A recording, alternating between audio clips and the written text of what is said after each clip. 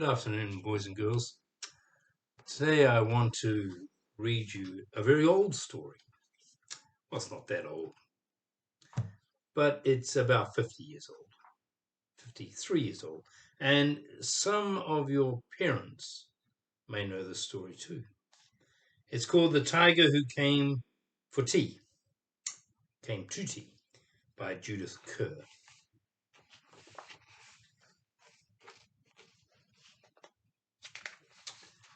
Once upon a time, there was a little girl called Sophie. Here she is. And she was having tea with her mummy in the kitchen. Suddenly there was a ring at the door. Sophie's mum said, "I wonder who that can be." "Can't be the milkman, because he came this morning." Tell's 50 years old when you have milk delivered to the door. "And he can't be the boy from the grocery, because this isn't the day he comes. And it can't be Daddy, because he's got his own key. We'd better just open the door and see." Sophie opened the door, and there was a big, furry, stripy tiger. The tiger said, "Excuse me, but I'm very hungry. Do you think I could have tea with you?" Sophie's mummy said, "Of course he can come in." So the tiger came into the kitchen and sat down at the table. Sophie's mummy, very polite she is, "Would you like a sandwich?" But the tiger didn't take just one sandwich. Oh no. He took all the sandwiches on the plate and swallowed them in one big mouthful.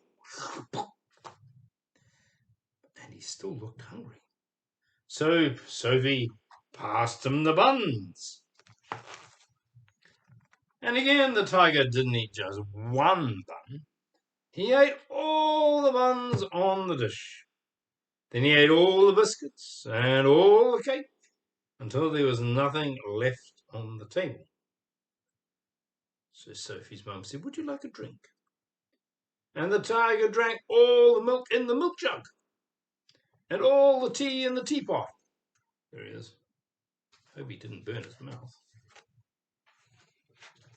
And he looked around the kitchen with Sophie to see what else he could find, being a hungry wee tiger. He ate all the supper that was cooking in the saucepans and all the food in the fridge and all the packets and tins in the cupboards. He drank all the milk and all the orange juice and all the water in the tap. He must have been a very big tiger. Then he said, "Thank you for my nice tea. I think I'd better go now." Wave goodbye. There he is. Wave goodbye.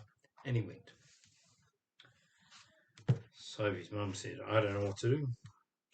I've got nothing for Daddy's supper. The tiger has eaten it all."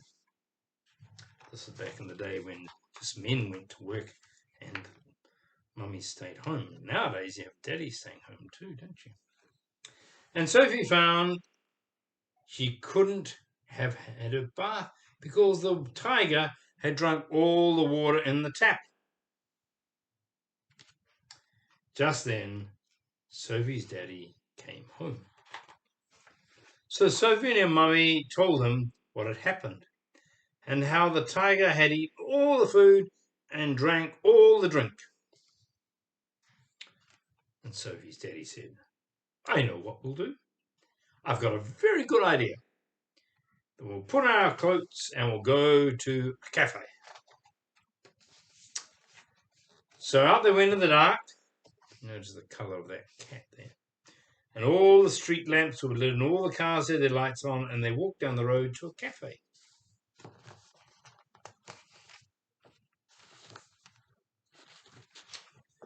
And they had a lovely supper with sausages and chips and ice cream.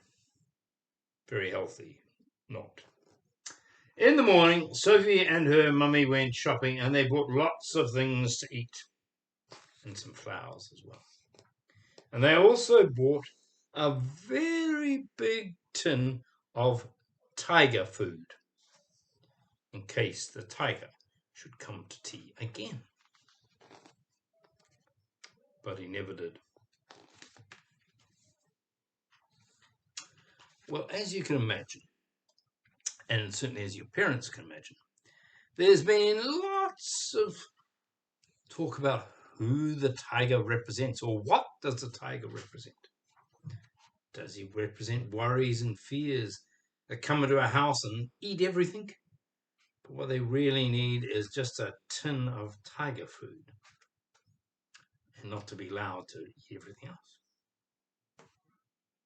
Or is it just a fun story that someone made up on a fun day about why suddenly all the food disappeared? Because we ate it.